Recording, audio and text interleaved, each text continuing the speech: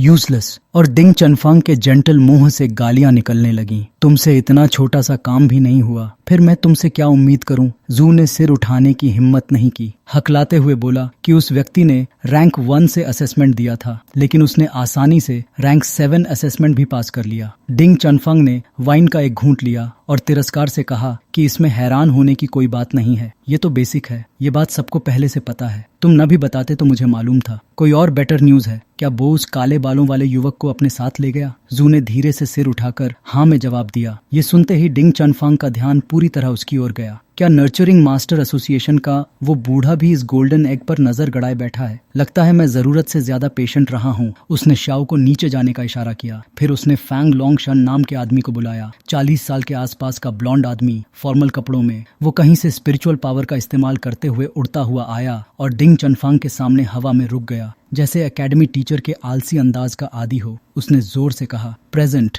डिंग चनफांग ने ठंडे स्वर में कहा कि एक गोल्डन एग उड़ने की कोशिश कर रहा है। पुराने रूल्स फॉलो करो, उसे वापस मुड़ने के लिए परसुएड करो। मीन्स की कोई लिमिट नहीं है। जब तक वो अपना नाम पहचान न ले, कुछ भी कर सकते हो। फनहा का मशहूर master King Fang Long rank 9 middle level combat power के साथ जमीन पर हाथ रखकर ऐसे मुस्कुराया जैसे लंबे समय से लड़ाई का इंतजार कर रहा हो। उसने जोश में कहा, यस सर। उसका चेहरा एक प्यारा विलन जैसा था, लेकिन टीचर का ऑर्डर मिलते ही उसकी आंखों में एक्साइटमेंट और गुस्सा दोनों चमक उठे। वो तुरंत सुपिंग को ढूंढने निकल पड़ा। उधर सुपिंग अभी अभी वाइस प्रेसिडेंट के प्राइवेट रूम से बाहर निकला था। बाहर आते ही उसने सिस्टम की शॉपिंग इन्फॉर्मेशन खोल ली। चारों तरफ नजर दौड़ाते हुए सुपिंग ने देखा कि स्टोर में इस समय कई रेयर ट्रेजर्स मौजूद हैं, लेकिन उसे खास तौर पर कंट्रोल एबिलिटीज वाली चीजें चाहिए थीं, जैसे सिस्टम में उपलब्ध बीस्ट ट्रैप रिंग। भविष्य में क्या होगा ये साफ नहीं था। हालात कब बदल जाएं कोई नहीं जानता, लेकिन सुपिंग अब एक टाइकून था। उसके पास काफी पॉइंट्स और मनी थे, इसलिए उसने सोचा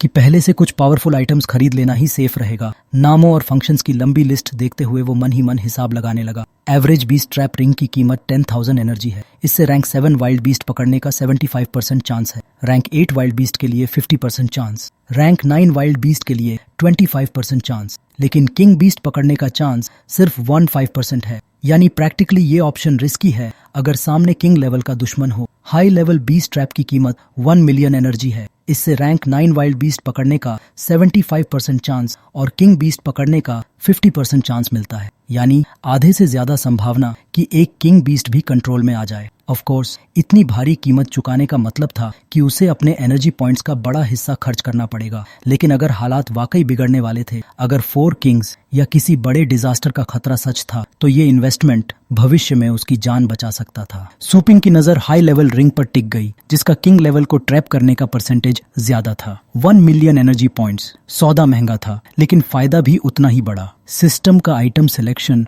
हमेशा लोगों को टीज करने वाला था। आइटम्स रैंडम तरीके से दिखाई देते थे। अगर बिना चुने स्वाइप कर दो तो हर स्पिन पर 100 एनर्जी पॉइंट्स खर्च होते थे। हाई लेवल बीस्ट किंग जैसा आइटम दोबारा देखने के लिए किस्मत और एनर्जी दोनों चाहिए थे। कीमत सस्ती नहीं थी, लेकिन असल में देखें तो ये किंग बीस्ट को सीधे हराने के चांस का लगभग 1/10 शॉर्टकट था। यानी पूरी लड़ाई लड़े बिना जीत का मौका। फिर भी अगर वही आइटम दोबारा खरीदना पड़े तो डबल पॉइंट्स देने पड़ते। सिस्टम किसी पर दया नहीं करता था। ऊपर से ट्रेडिंग सेंटर हर दिन ऑटोमेटिकली रिन्यू हो जाता था। अगर सुपिंग दिन में 2 बार रिफ्रेश करता तो एनर्जी कॉस्ट डबल हो जाती। ये कोई मजाक नहीं था। सुपिंग ने मन ही मन हिसाब लगाया, महंगा है, लेकिन अगर हालात बिगड़ते हैं तो ये रिंग उसकी सबसे बड़ी इंश्योरेंस होगी। रिंग खरीदने के बाद उसने तय किया कि अब उसे उस लड़की को ढूंढना है, जान लिंगोंग, वही जो थीसिस में माहिर थी। उसे अपनी थीसिस की समस्या खत्म करनी थी। स्पिरिट ओपनिंग सीक्रेट तक पहुंचने के लिए ये सबसे बड़ा ऑब्स्टिकल था। उसने उसके बारे में केयरफुली पूछताछ की थी, लेकिन सिर्फ नाम ही पता था। कौन सी क्लास में है ये तक नहीं मालूम। ठीक है, पहले उसके गाइडिंग टीचर की इन्फॉर्मेशन चेक करता हूँ। वो गाइडिंग टीचर की क्लास डिटेल्स एंटर करने ही वाला था कि अचानक एक भारी भरकम हाथ उसके कंधे पर आकर टिक गया।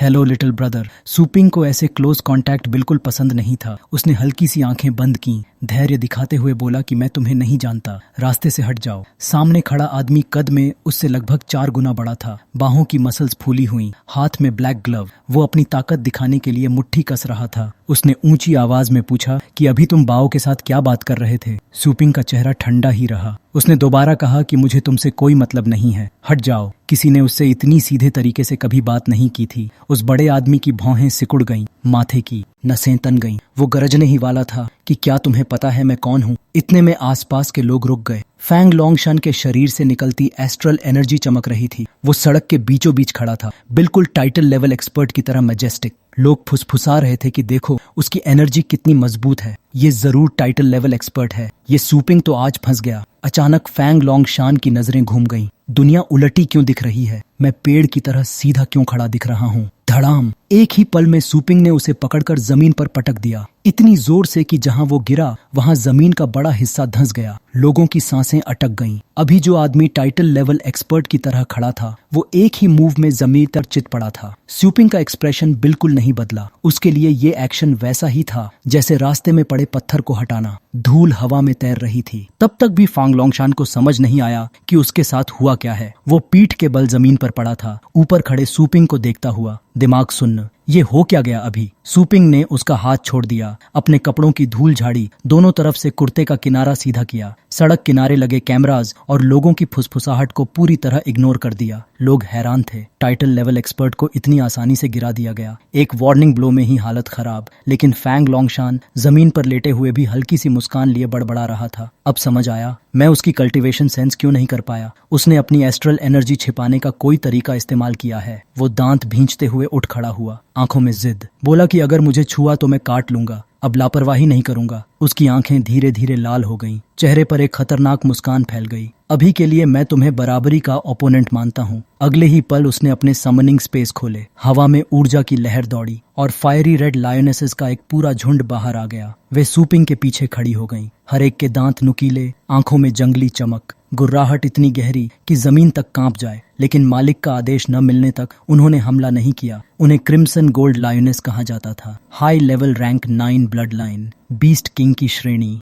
भीड़ में खड़े लोग दंग रह गए। क्या सच में हमने स्ट्रीट पर क्रिम्सन गोल्ड लायनेस देख ली? अरे इस वाली के तो पंख भी हैं। क्या ये 6 एलिमेंट पेट है? और एक नहीं, पूरे 4। फैंग लोंगशान गर्व से मुस्कुराया। भीड़ की तारीफें सुनकर उसका सीना और चौड़ा हो गया। उसने ऊंची आवाज में कहा कि जब ये 6 एलिमेंट पेट सिर्फ लायन कब था, तब मैंने इसमें अंडरवर्ल्ड ड्रैगन किंग का ब्लड इंजेक्ट किया था। एक हिस्सा ब्लड लाइन कॉन्सेंट्रेशन से नर्चर किया गया और एक हिस्सा पहले से ही लैंड कॉम्बैट में इनविंसिबल था। अब पंखों के साथ ये और भी खतरनाक है। इनके ब्लडी माउथ्स के सामने कोई जिंदा नहीं बच सकता। पूरा माहौल दहशत से भर गया। लेकिन सूपिंग शांत। उसने उन लाइनेसिस की तरफ ठीक से देखा तक नहीं। बस हल्के स्वर में बोला कि अच्छा, तो तुम्हें मजबूती से खड़ा रहना चाहिए। इतना कहकर उसने अपना समनिंग स्पेस खोला। हवा भारी हो गई और बाहर आया गोल्डन बुल नहीं, बल्कि महान ग्रेट यन हेवनली ड्रैगन हाउंड, वही काला कुत्ता जो पिछली एवोल्यूशन में बदल चुका था। जैसे ही वो बाहर आया, उसके शरीर से निकली हुई ड्रैगन ऑरा ने आसपास की हवा को चीर दिया। जमीन दरकने लगी। क्रिम्सन गोल्ड लायोनेसिस की गुर्राहट अचानक धीमी पड़ गई। अब असली किंग बीस्ट की उपस्थिति सामने थी।